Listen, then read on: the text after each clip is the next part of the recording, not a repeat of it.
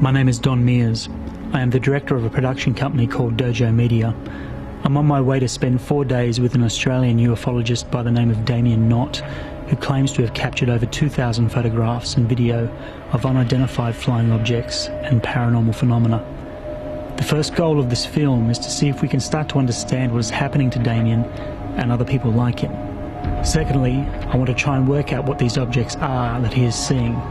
And lastly, I want to see one of these objects up close and personal for myself. This is Australian Skies.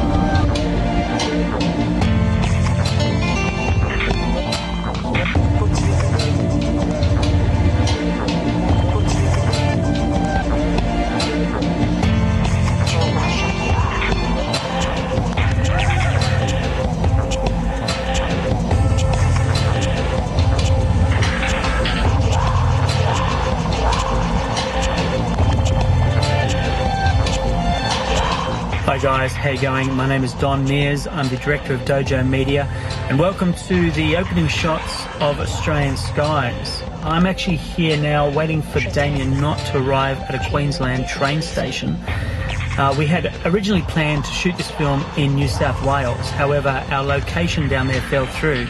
Fortunately for us though, we were offered a Queensland location by the name of Fig Tree Valley, which had been attributed with a whole lot of high strangeness, and we thought, you know what, let's go for it. Let's have a bit of a road trip, bring Damien out of his comfort zone to the beautiful Queensland area, surrounded by the Glasshouse Mountains and Bribie Island.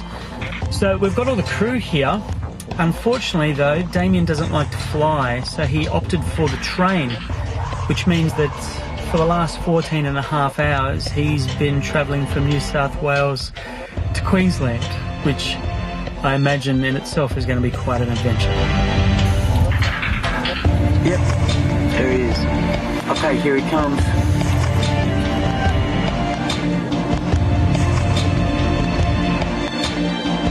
Hey Damien, how are you? Howdy.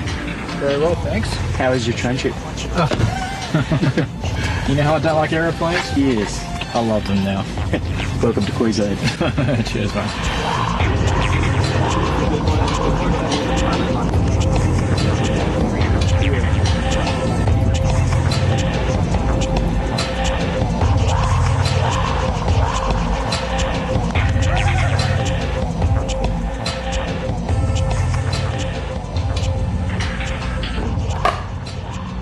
I have no explanation whatsoever for the amount of craft that I actually see or that I've seen over the years. I really don't know why I see the amount that I see. All I know is over the last 2 years I've seen literally hundreds. Everything started ramping up 2 years ago. I moved to a place called Dunedoo in the Central West Tablelands of New South Wales, Australia. My father had previously moved up there, and I moved up there to renovate a home, and pretty much from the second night I was there, I started witnessing the strangest phenomena. Stop. There he comes over here. He's over here. There he is. Wow. See him? Yep. That's got to be him.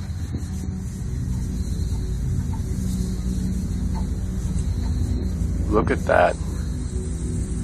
Amazing. You got him. Yep, got him. It's blinking for me. The dogs are going bonkers all around this area. Look at it moving. That is amazing. Wow. These objects would come into a country town, where there was a population of 500 people, and everybody in town is, has the doors shut, 6 p.m. at night, there's no lights in the town, so it's a very isolated kind of place, and these objects would rock up out of the blue and range in size from probably a tennis ball to a basketball, up to a car, up to a ship, like a naval frigate. I was witnessing all types of activity in the air, objects high up, changing direction, left-hand turns, taking off at high speeds, big spheres of light the size of homes, illuminating roof tiles as they moved across, right down to solid balls of light, which, scientists could call plasma or earth lights or whatever the case may be. I really don't have an explanation for them. All I know is what I've seen over the years, and I know the reality of what I've seen because, there's been hundreds of people that have witnessed it now with me, and they're stumped as well. They have no idea why it's happening. Young babe or what? Yeah, that's why I came out here.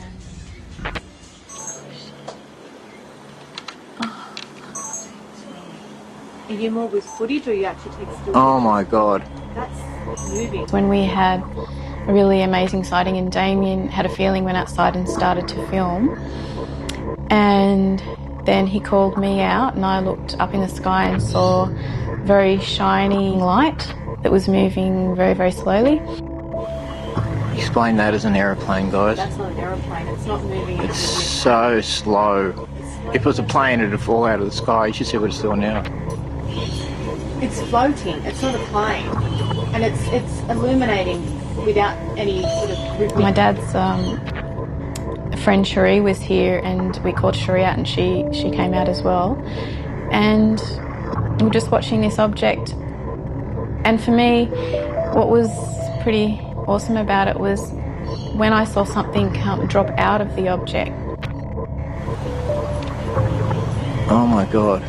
Something just flew by it too. Look, something's falling out of it. Can you see it? Yep. Something's coming down. Can you see that, Cherie? Something's coming down here. Can you move over here? It seems to be like flashing, like not flashing like rhythmically, just trying to like illuminating. It's actually morphing shape and rotating as well. Do planes not see this or pick this up on the Oh, road? planes see them all the time, but they're told to keep it to. I know that there are many people that have seen this phenomenon around Damien, especially in Dunedoo. His friends, his family, his father, myself. Yeah, there's a lot of people can attest to seeing it. I have to say I've never seen anything like that before. Do you feel they draw to you? Yeah. They're with me wherever I go. I was just going to say, does it matter where you go? No. 2 years ago in January, we received an email from Damien, who was reporting seeing some amazing UFOs and filming them in the Dunedoo area. Because of the nature of the email, because of the sincerity of Damien, and because of the number of UFOs he was seeing, I decided to take the drive to Dunedoo to explore for myself and to meet him in person. Look at him go.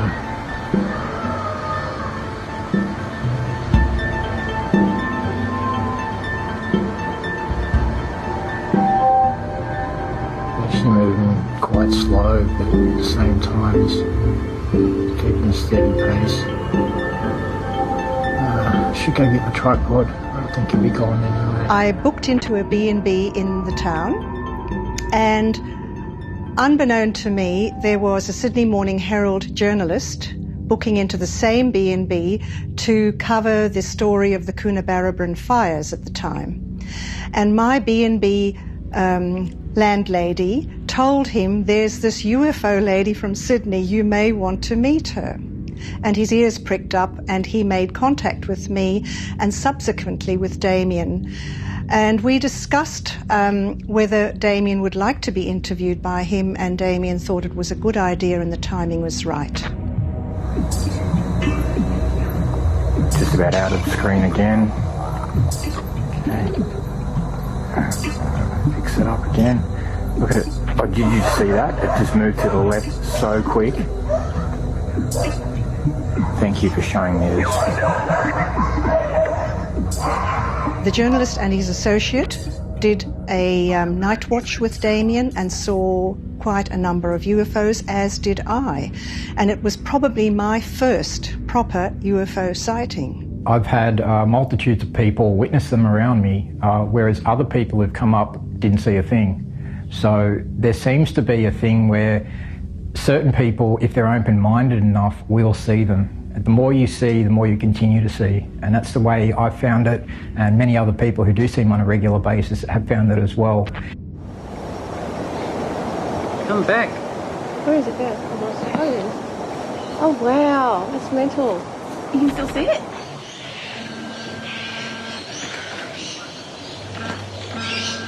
Just keep it on maximum focus. There it is. Wow. About 2 years ago, I read in the Sydney Morning Herald about Damien and Dunedoo, and I thought it was a hot spot. So I have an interest in this subject. I have a commercial pilot's licence, and my wife and I, we drove out to Dunedoo and for a weekend, and we ended up meeting with Damien and having a night watch in his backyard where we saw a variety of phenomena. Slowly spinning around. Oh wow. Look at the actual shape of it. It seems to be twisting around. It's definitely a craft, man. Oh my God, mate. Can you see that, what it's doing? I wish I had the zoom. Are you picking up the... Look at the colour. Yeah, that is amazing, mate. I do recall that night very specifically. The night was very clear and I could see all sorts of aircraft flying through the sky. As a matter of fact, I pointed them out to Damien. The other phenomena we saw, they were certainly not aircraft.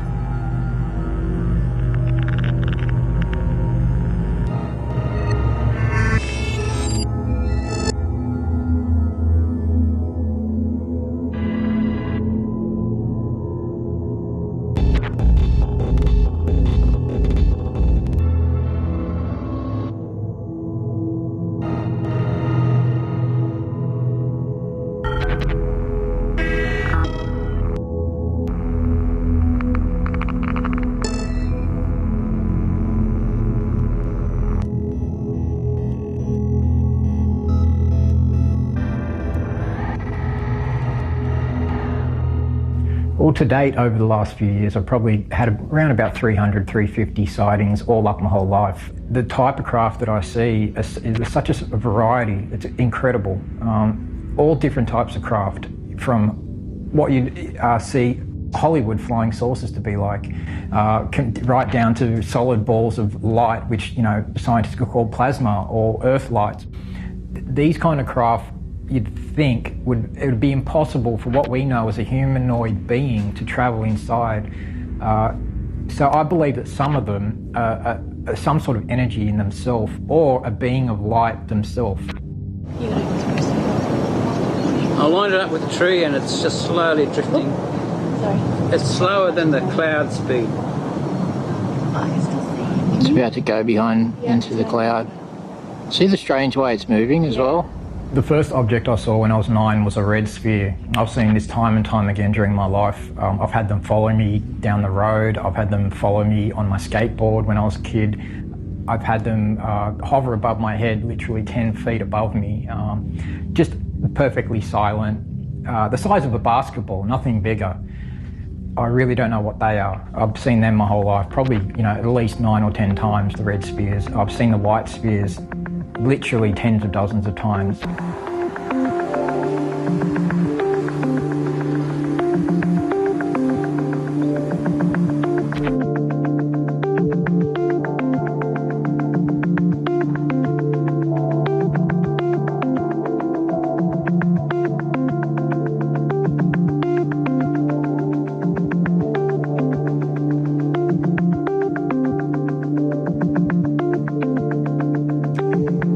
On a couple of occasions in Dunedoo, I've concentrated and thought about them when they've been moving across the sky, and then all of a sudden they'll start zigzagging or stop, or they'll come down lower, or almost like they're hearing my thoughts. It's almost like an extrasensory perception or a psychic ability that they have to read minds, and that plays into they're not just some sort of benign earth light, or, you know, something that's plasma in the air which dissipates, and something, you know, from earthquakes or whatever. This is something very strange.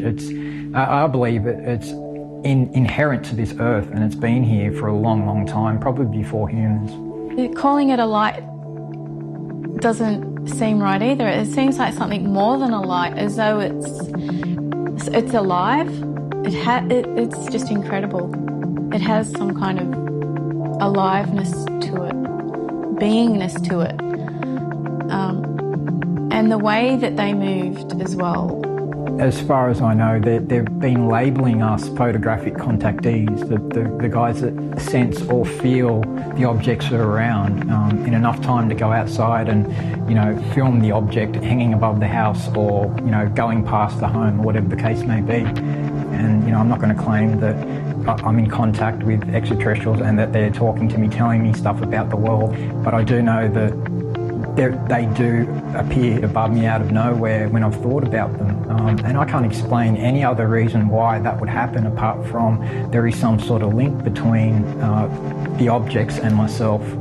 That sensitivity I've also had reported from other people who get a feeling to go outside, get drawn outside, and then they're able to film these UFOs. So there is obviously a desire from the UFO pilots, or whoever they might be, the intelligence, to want to be seen.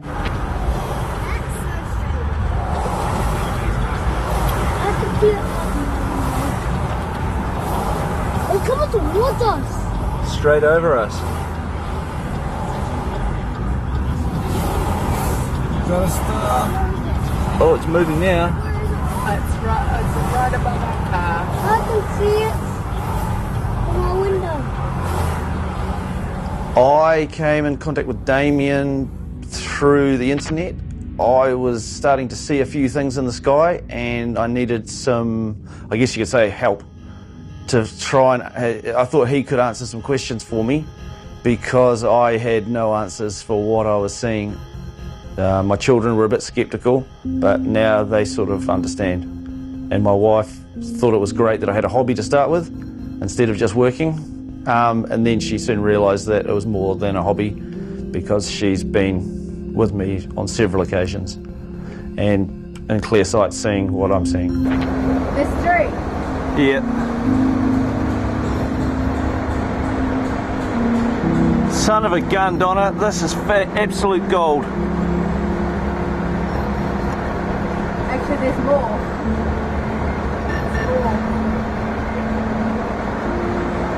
Oh my God, we've got it.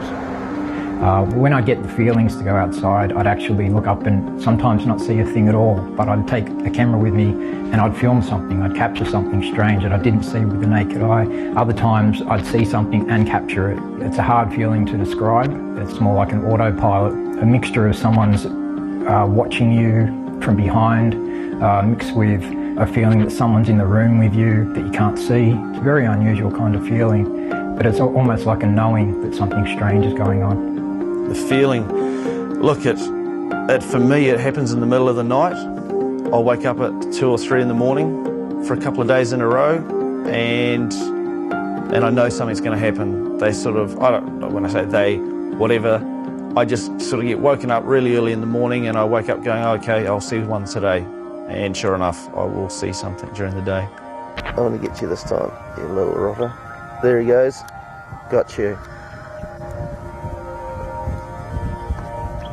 I think this one's the first one. Yeah, that's the first one.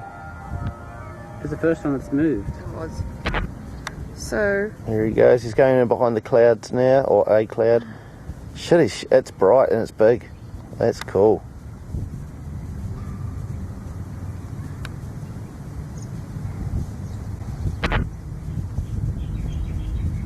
I can't see it anymore now. Oh, I'm getting some awesome footage here. My eyes are making yeah. in the sky. No, they don't mind being filmed. I will basically, if I'm driving in the car, it can happen anywhere, but I'll just have them in front of me. They'll show up dead in front of me up in the sky. So I stop the car, get out, film them, and then they leave. And then I get in the car and carry on with my normal life.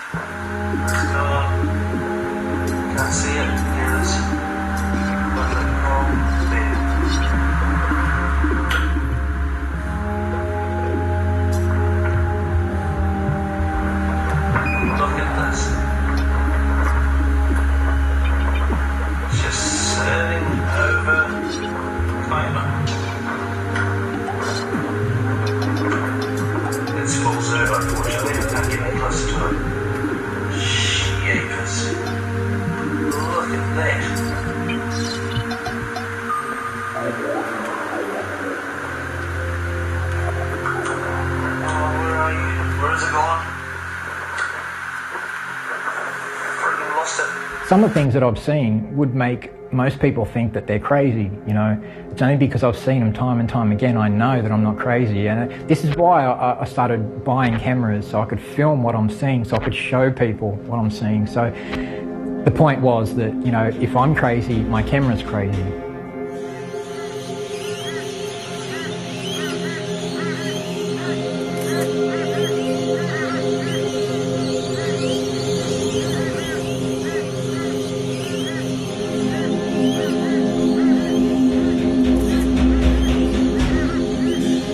There is an extreme sense of isolation that comes with seeing these things because you feel like you can't talk to people, you feel like that you're alone, that you're, you know, different, the whole kit. It does shape your life completely, and especially when, you know, the academics of this world say that there's no such thing. You know, that makes it hard for people who do experience this. Not just hard, but it changes your life so much. It changes your attitude towards other people. You know, you don't trust people as much. You're more guarded. It's hard to keep a relationship, you know, and keep this secret. It's, you know, most people freak out, like friends or partners or whatever, when they see these things. You know, it's very rare that someone around you will go, oh, you know, that's just awesome or whatever, because most people will follow the crowd, and most of the crowd believes that, you know, what they're told. And as humans, you know, we tend to believe what we're told because that's the reality. You're taught in school what's real, what's not real, whatever the case may be. These things don't exist, apparently, but they do.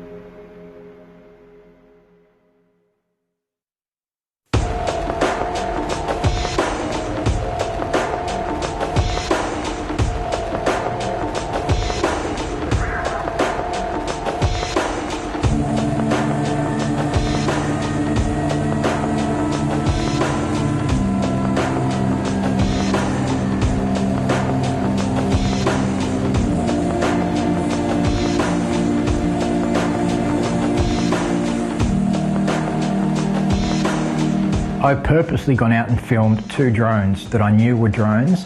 They make noise. Anything that humans create makes a sound. It has an engine, has rotors, it makes noise, and they're quite loud. What we see in the sky are definitely not drones. But when you've done the research and when you've done the field work, you can easily tell the difference between a drone and something that's quite unusual and unknown. Guys, I'm here with Tony, who is our drone pilot that we always use for our productions, and I just want to ask you, Tony, a couple of questions about the use of UAVs and drones today. What sort of height can you get on these things, regardless of rules? Oh, they can get up, you know, around 1,000 feet. Isn't that incredible? Yeah, that is amazing. What's technology? What's the level for commercial flight? How legally are you supposed to keep these things below? What ceiling height is that? 400 feet is the height that we can go to. There are other regulations in if you're close to airports and that sort of thing as well. But legally and commercially 400 feet unless you've got approval to do otherwise. CASA put them in place in 2002 actually, one of the first countries in the world to do that. They saw that it could integrate well within the commercial arena here. Are there any that are silent? Not that I'm aware of, no. They all they have a propeller and motors turning, so no, none that are silent. Obviously we're making a documentary about sightings, mis-sightings as well, UFOs and whatnot. You can understand though that some of these things you can see could be definitely mistaken for being a UFO if you didn't have that noise factor though, because they do have lights on them and the whole thing, don't they? Yeah. I mean, they're quite, when you see them, they're quite unreal, aren't they? Yeah, it's quite amazing seeing them up there, and particularly if they're a little distance away and that sort of thing, it might be hard to, particularly the smaller ones, to identify exactly what they are. And they can sort of move around and, without too much, noise and that sort of thing.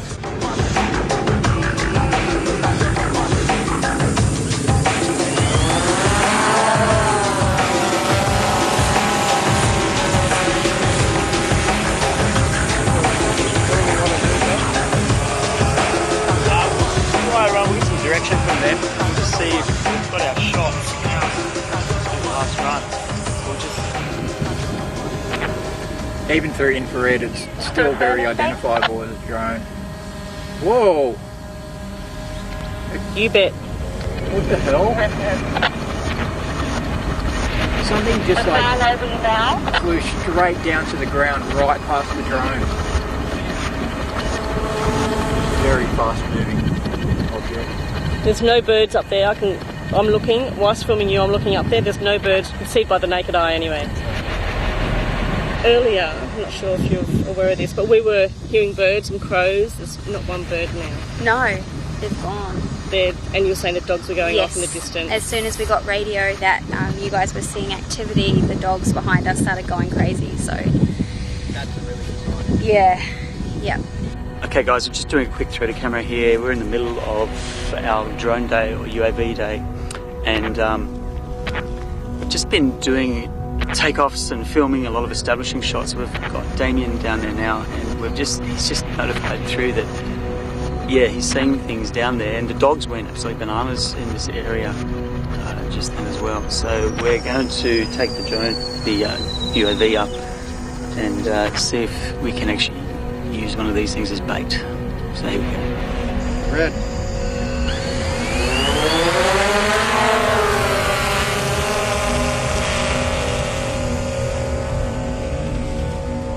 A lot of stuff that's on YouTube is not real. A lot of people fake footage. A lot of people send a little toy drone with lights up there just to try and fool people. They fly in a way that is quite mechanical, man-made. You can tell the difference. They make sounds. I've spent thousands of hours literally in the field replicating what they call orbs, replicating insects, from photographing things through a pane of glass, doing all sorts of things trying to replicate anything that could be misconstrued as a UFO. But when you've done the research and when you've done the field work, you can easily tell the difference between a drone and something that's quite unusual and unknown. Okay, it's up here. In the blue patch. Coming into the blue patch. Something went. Thought I just saw something sort of just pop in behind that cloud there. So where that big tree is? Yep. I see him now, yeah. Like, just darted sort of in behind a cloud. But and it's like it was hiding, so it did go in behind a cloud. Guys, okay, we're actually, allegedly there's something going on here. We've got something that's following the drone, so our drone pilot's trying to work out what's going on as well. Got a camera crew down there who's with Damien, who's spotting with a camera.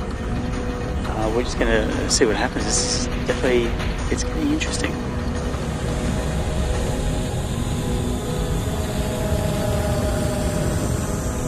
I personally don't know that I've been pranked, though I would be able to pick it out quite easy. Though I film many balloons up in the sky and they're quite easily identifiable as balloons. They're governed by, the laws of our physics, so they move in a certain way. What I know and what I've seen do not move in the way that a balloon or any sort of, man-made device would move or operate. Okay, so that's the drone in the centre of my screen. Let's see if there's any sparks or flashes around it.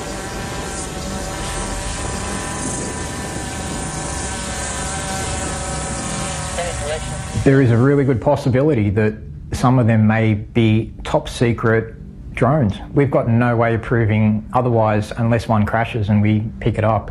We don't know what the military industrial complex has.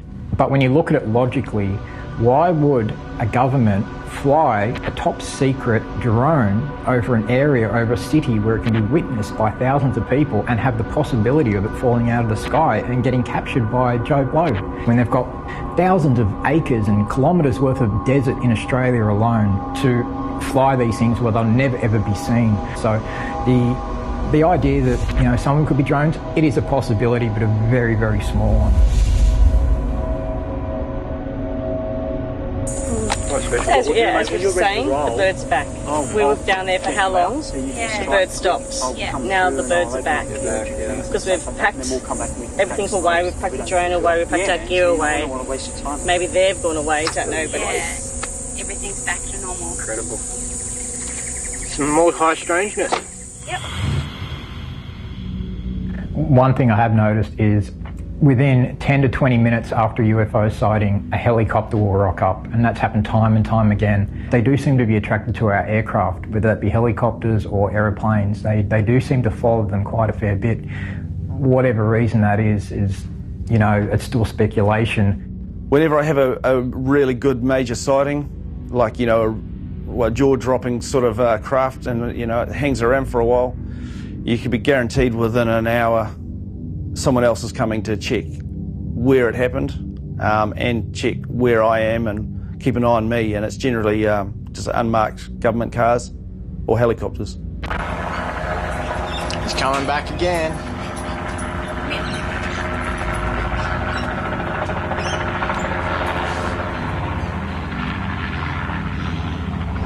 Black. Is that military? Is he black? He's got a camera on the bottom of him. Right over the top. Hey fella.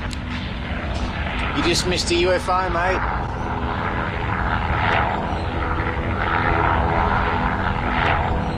We are also getting reports that seem like human contact, human interference. We've had the black helicopters flying over numerous homes. I can think of quite a number of cases. There have been people reporting seeing someone leaning out with a camera from the black helicopter, filming them. So these have been captured on film by some of these people. So there is something else going on. They bring their helicopters in, they'll hover over your house and basically wake you up in the middle of the night, or just during the day sit there and hover a helicopter, you know, 50 feet above your roof, stare out at you, and they're just letting you know that they're watching. We had jets coming in Dunedoo side by side during the daytime and nighttime after UFOs would be in the area. Other times I've had police helicopters hovering above the house for 45 minutes, and I've actually filmed UFOs flying around the helicopters, small metallic spheres, small white spheres following the helicopters. This has happened time and time again. He's definitely looking for something, mate. You missed a UFO by about 2 minutes. Yep, let's just go at the back. I saw something too. Something fly by.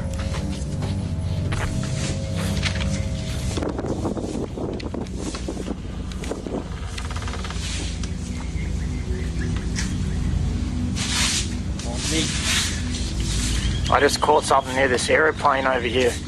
You know, after I came out about the UFO sightings to the Sun Herald, the following day I had 2 people rock up into Dunedoo, and basically in uniforms in a hire car staring at me while I'm painting the house and writing on something and then taking off when I tried to get close to the car. And it was very, very peculiar. The lady who was staring at me while the driver was staring straight ahead, they were both wearing black suits, and I just thought, this is too unreal to be true. You know, you hear all the stories, the men in black, all that sort of thing, you think, no, it's human imagination, whatever, you know, we like to, you know, blow things up a bit, whatever.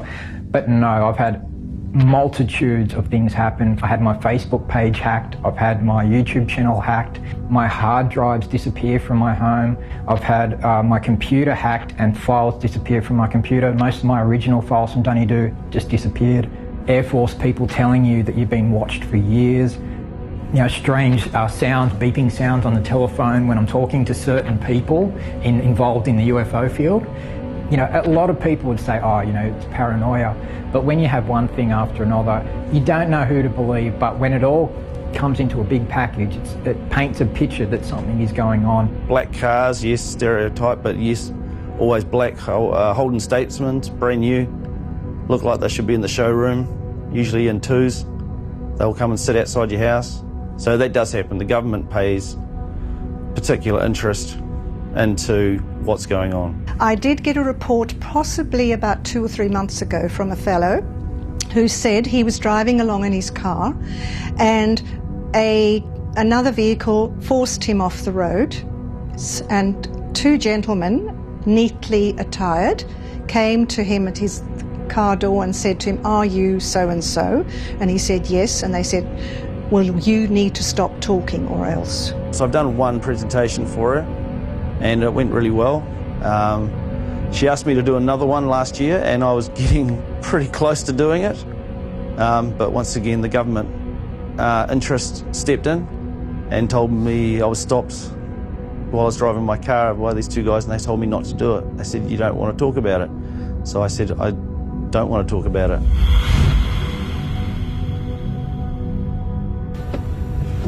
We're live. We're live. Here we go. Good work. The mission.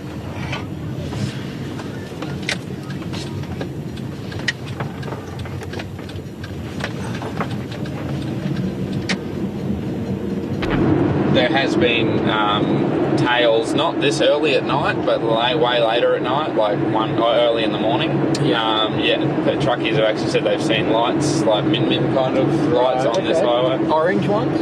Yeah, orange, white lights. White spears, yeah. White lights, yeah. Okay. He may, I don't know. You talk about what size were the reports? Like how big, size of basketball? Softball.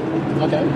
Quite small. Tennis, softball, cricket ball size. Sure. Come up to the window of the truck cabs, fly through the cabs. Yeah, so then that has been sighted out here. Not a lot of truckies will talk about it.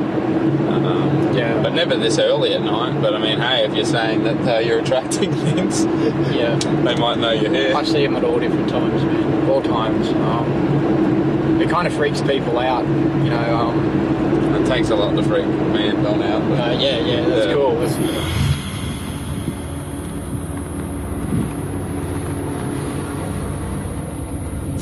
Okay guys, we've just come up to a lookout in the Glasshouse Mountains, and I'm here with Damien and Richard, and we're going to do first of the sky watchers to have a bit of a look around and see what we can get. What do you think so far? I think it's a great spot. It is a 360 degree view pretty much of the entire area, and we're just right. This is probably the highest point, Rich, would you say?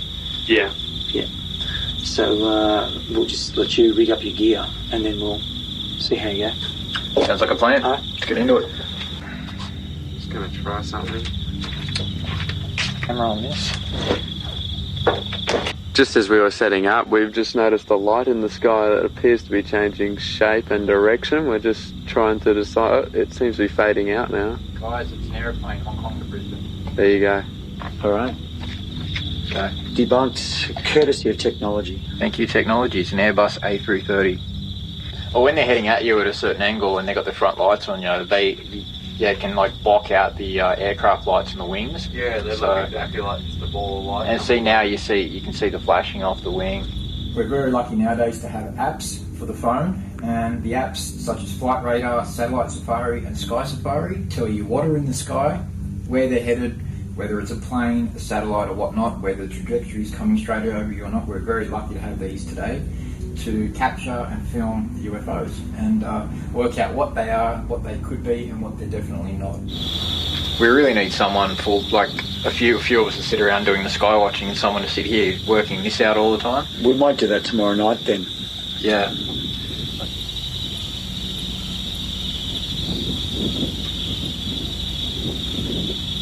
There's a lot of them that actually sit up in the sky and pretend to be stars, and they're actually known as pseudo-stars. They're not real stars. They'll disappear at a whim. Whoa. Okay. There we go, is there? There we go.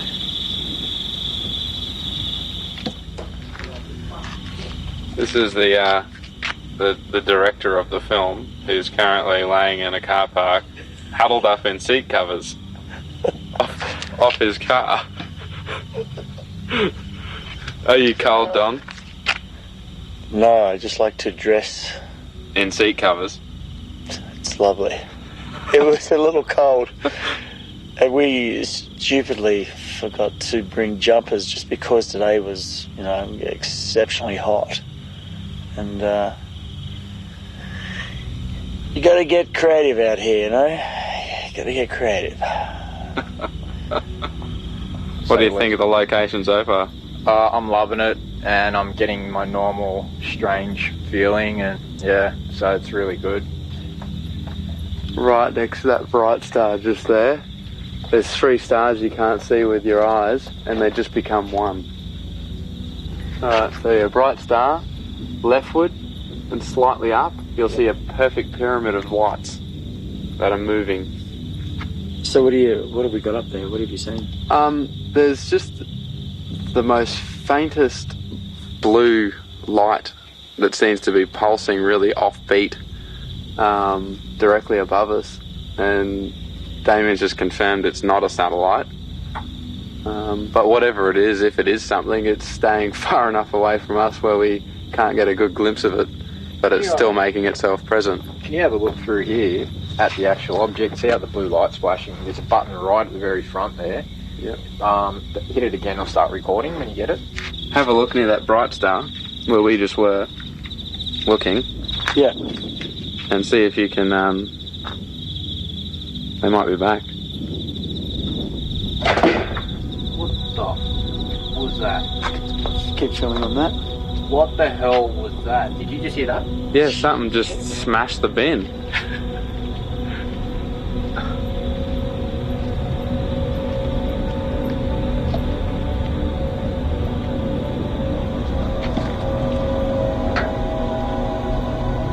The bin is completely empty. Look, in the camera. Something hit that bin hard. Like it almost made that bin move. I heard it. We heard it. Yeah, we're all here. Yeah, I know. Yeah. Just kick the bin, like with your foot. No. Wasn't that sound? No, it's solid. Well, almost to distract our attention. this is the area of high strangeness. We have brought Damien not here as well to add to the equation. I think things are going to get very weird.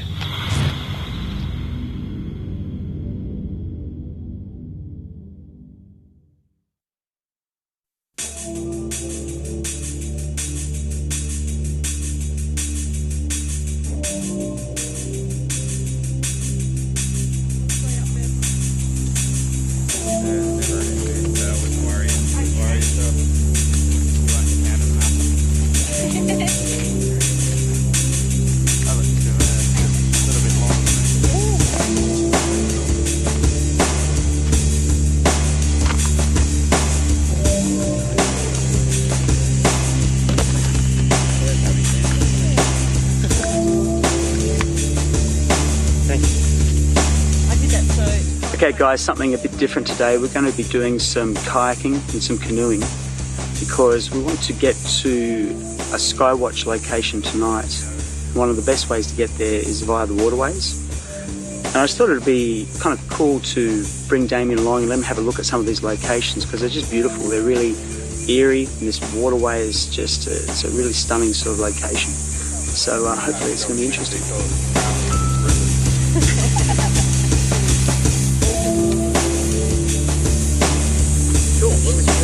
Alright, try not to rock it too much. Alright.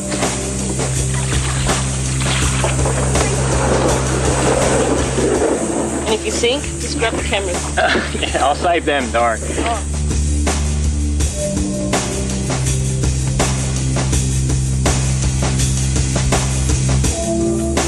Pull around the right way.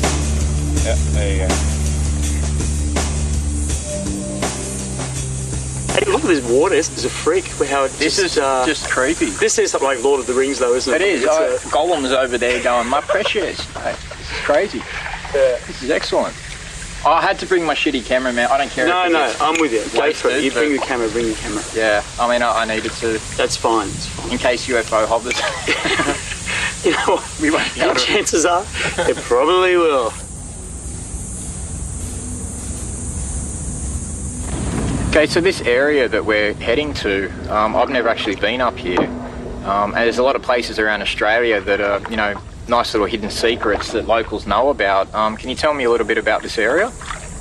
This kind of river kind of runs. You can actually get all the way to Mount Mead, where we were last night. No way, that's incredible. And it's just an amazing sort of waterway. It's like an ancient prehistoric place, eh? Yeah. It sort of feels like. Yeah, it's old. It feels old. Almost looks like you can walk on the water, actually, in some spots, you know. Now, you were talking before about how people in ufology have a Jesus complex. Yeah. I don't want to see you try and test your theory if you can walk on water. I don't mind if you do, but just not when I'm in the kayak. Yeah, exactly. I mean, give me, in Australia, give me the top 5 briefly hot spots that you'd like to go visit if you could, if the budget wasn't a concern. Okay, straight off the bat, I'd say I'd love to go up to Pine Gap. Yep. I'd love to see, you know, what they're flying around there at night time. You know, if they are working on craft or whatever the case. As we know, it's Australia's Area 51. Pine Gap would be one place. I'd love to go back to Dunedoo again. That's a major hot spot. The road between Coonabarabran and Dunedoo it's become known as the extraterrestrial highway. Another place, the Nullarbor Plains. Yeah. Very interesting. You know, a lot of truckers have seen UFOs there, early hours of the morning. Min lights, you name it, the place has, you know, got a rich history of UFO sightings going back quite a while, even back to the Aboriginals. What else?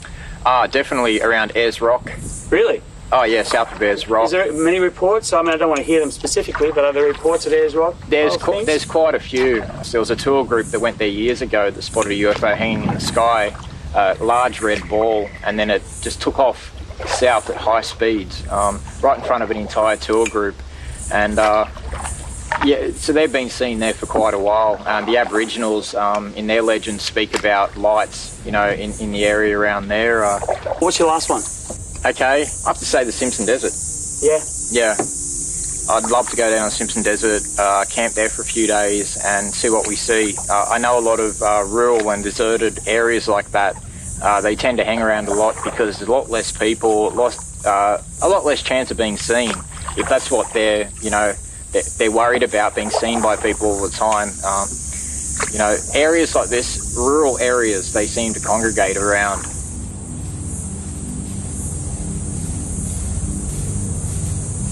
So you said we're going to a bit of a hot spot, or? Yeah, I have to be careful, you know. We've got permission to go to the location, but again, there's a community around it that don't want to have it highlighted, and the only way you can get in there is really through locals, and luckily we have connections in the area to get us in there.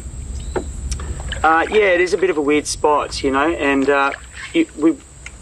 Rich, who's in the production, he's actually the one who's setting a lot of this stuff up. He's actually going to give us some stories tonight at the site about what's happened around there, and there's been some very serious things happen, but they really don't want anything drawn up about it, so we have to just keep it very vague about it. But yeah, nonetheless, there's been a lot of weird things happen there, allegedly.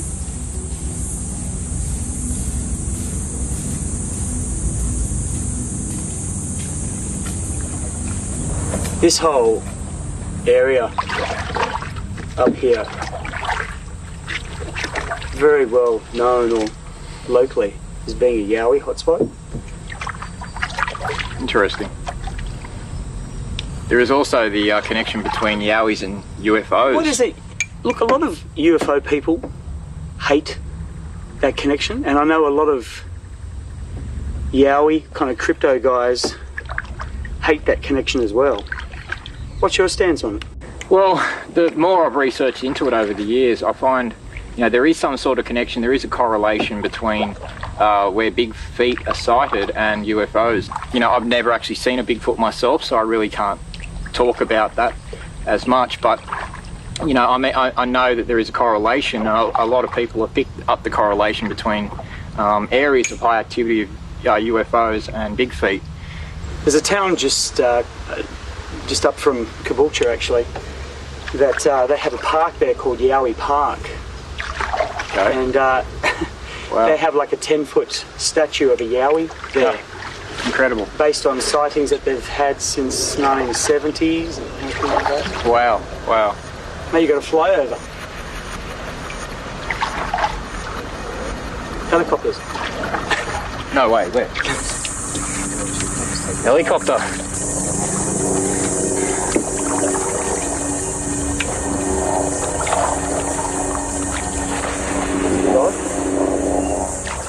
They're not normally around here, or? That's right there. Really? Yeah. Can you get a shot? No, it's too many trees. I saw it go through the trees. Really slow. It's coming up over us. You're joking.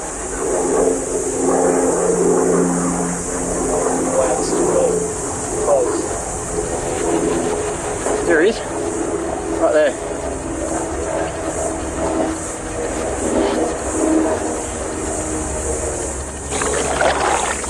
They're probably tracking my little chip. And they're like, where is he? I can't see him. Tonight I want to talk about the chip. Okay. And Beck wants to have a feel of the chip. Is that all right? All right. No one's ever felt my chip before. Well, you're about to have your chip virginity broken. My first... I'll try. Classic. Okay, can you see up ahead here? Can you see up in front? That's where we're going to be getting out, and that's where we're going to go on foot, and just up there is going to be our location for the night. Brilliant. So, we've done it.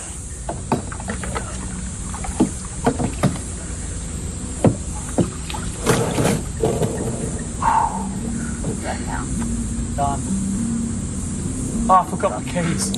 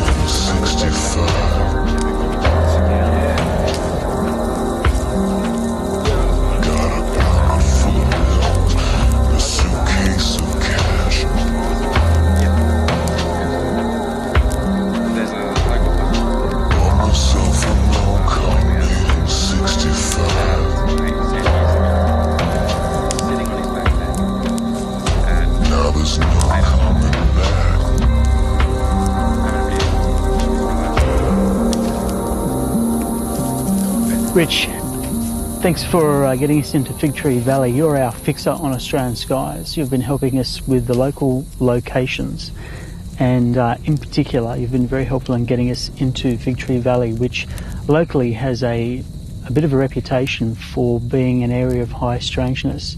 It's an old area. What can you tell me about it? Yeah, look, it's you're spot on. It's an old area. It's a close-knit community as well.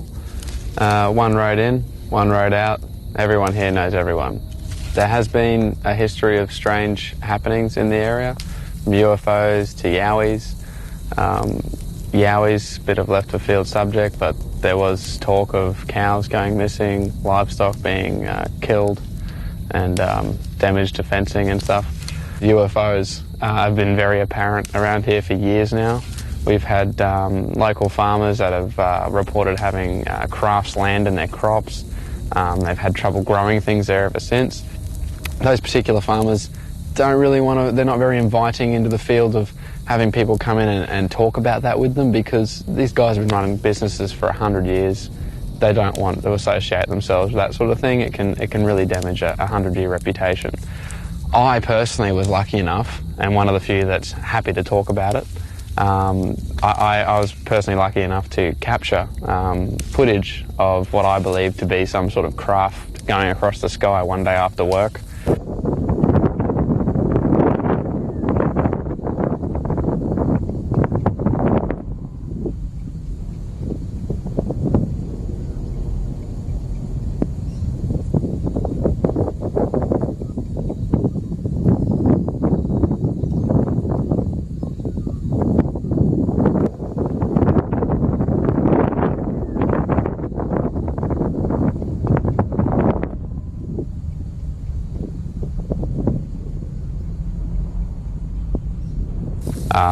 Whipped my phone out, started recording, 23 seconds of footage.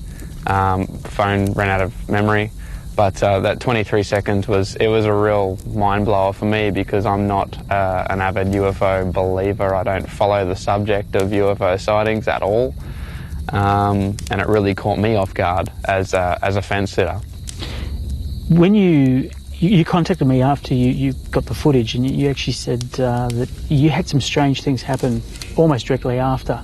Yeah, look, I'll wrap that up quite briefly, in the sense that everyone in Fig Tree Valley knows everyone. We all know what the cars we drive are, and when you start seeing strange white and blue silver vans pull up in the road, that was one of the things that was happening, and it was a bit of an eyebrow raiser around town, because, as I expressed earlier, we're one street in, one street out community, and vans aren't something that park up in our road very often, or sit there for 2 hours.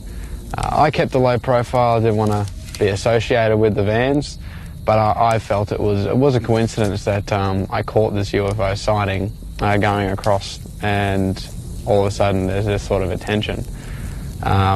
Personally, I'm going to throw it in the coincidence area, but there's a lot of other people around the area that had all different speculations. So it was a very strange occurrence for me personally.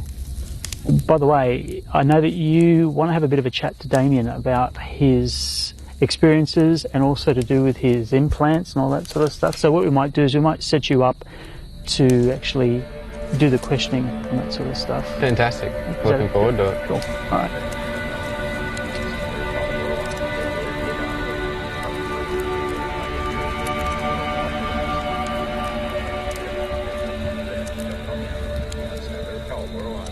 Don told me that you found evidence of some sort of microchip or something on your body, and that you got an ultrasound. What's the goss there? Yeah, it's not something I talk about very often, but I don't really bring it up that much. But yeah, I do. I've had an object just underneath my collarbone since I was a kid. I never really knew what it was, why it was there. It's sort of like a small tube, and it wasn't until about 6 months ago where I actually went to a specialist and had a ultrasound done. And during the ultrasound, they found a small little object under my skin. And the funny thing was that while they were looking at the object actually moved further under the skin, to the point where the lady actually had to go and get another doctor to come in and look at it. So the both of them were looking at the object. They could feel it with their fingers under the skin. And I've noticed in the past that this object would move. When I'd grab it, you'd pinch it to the top of the skin underneath, and it would move back under itself. Very unusual. So you told me that you discovered the chip when you were a kid.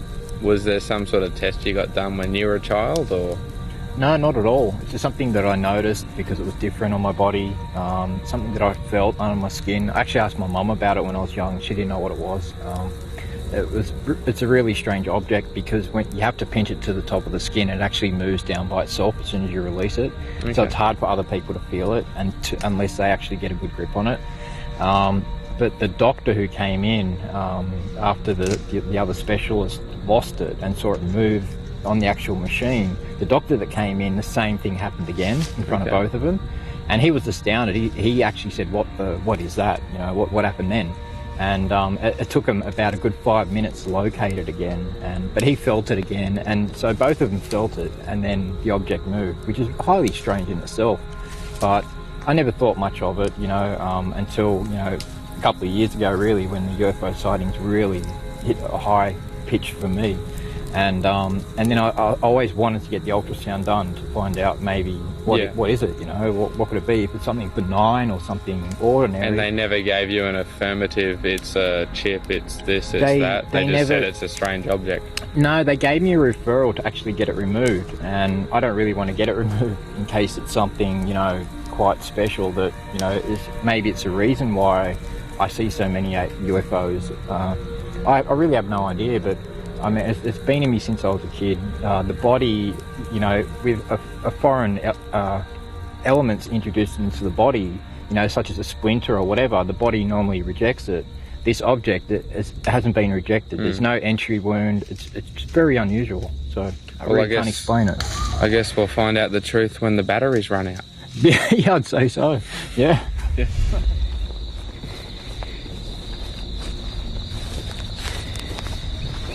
Alright guys, we're just on our location, our night watch location, and we've just had dinner. We've had some questions and a bit of filming, and now we're just going to have a bit of a wander around tonight and see what we can see. Yeah, we are entering wild dog territory, so yeah, let's just keep our ears peeled and let everyone know if you see something strange. Cool.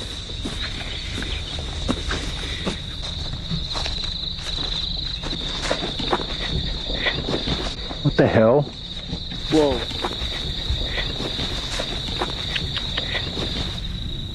Because once something's walked on it and moved the G, you'll see an actual a wet spot. Something's cut this tree out recently, it's sapping. Fresh.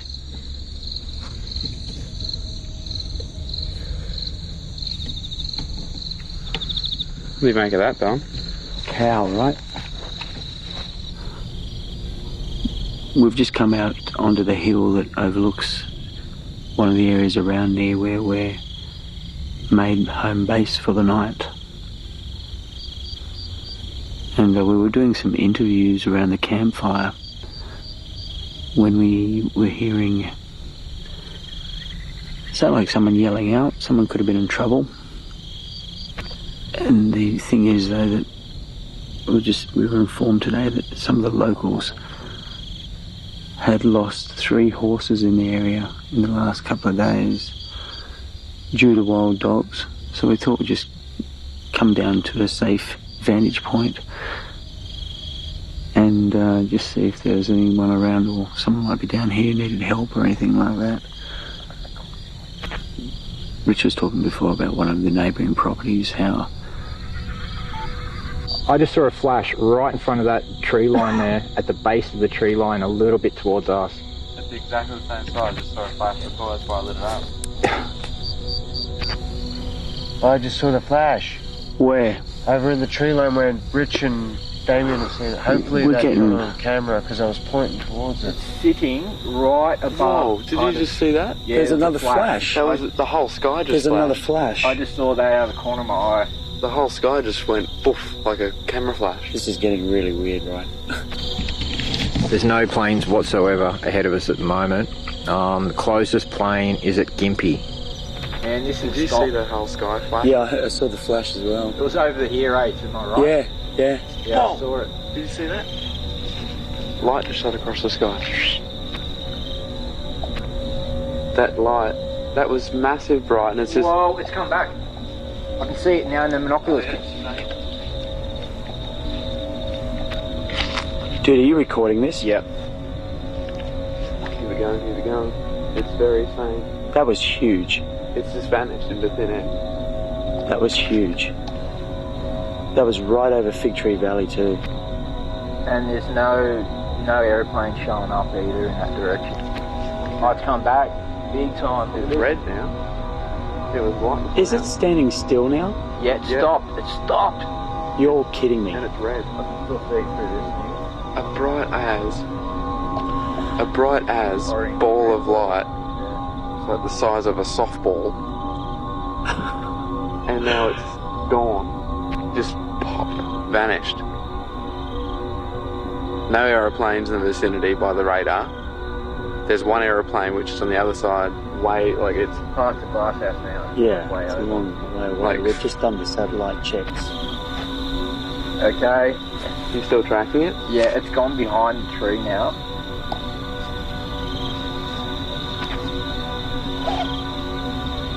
That was a full-blown UFO. No other word for it. It couldn't be identified. I hate to say it. That was really weird. All three of us were just talking, wrapping up the whole session, and this huge kind of light. I'm not talking like a little fiddly thing. This was quite sizable. That was huge. Slowly drift over. Oh man.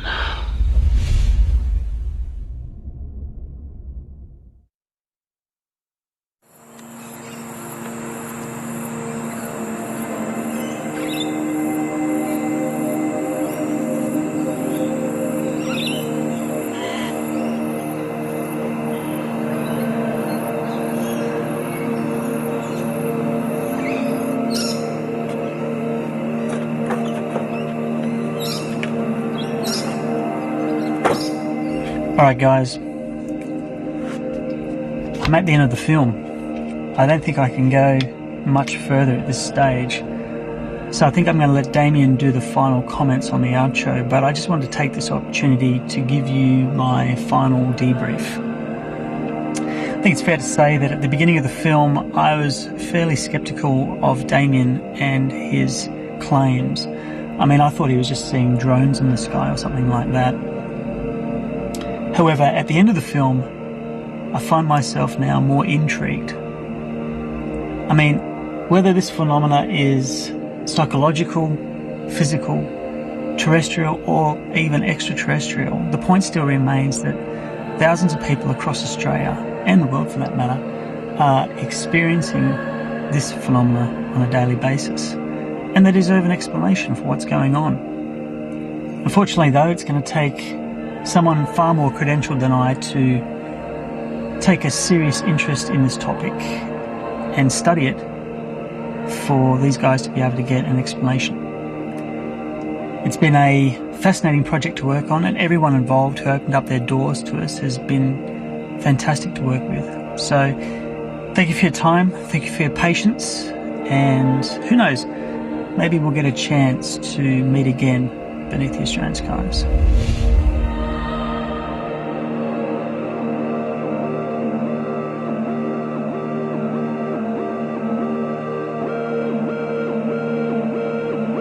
Most people have sightings, keep them to themselves, and it's a sad thing because I've spoken to so many people around Australia and around the world who just want to tell somebody what they've seen. They don't want money, they don't want fame, recognition or anything. There's no fame to be made in this subject. There's infamy, there's threats, there's all sorts of intimidation. They just want to speak to somebody about. They can't go to the media, they can't tell their friends, they're worried about their kids at school being picked on. It runs through the whole of society, and we've got to accept that. Don't turn around. And no matter what people say, all it takes is for somebody to stand up and go, hold on a second, this is real, and you're not going to tell me it's not real. Eyes ahead. And this is what I'm trying to do, convince normal people that there is a reality out there that is in the sky and it's above us, and we can go from there. Don't turn around. And I'm not worried about what people think anymore. I'm nearly 36 years old now, and I'm well over people's attitudes towards the subject.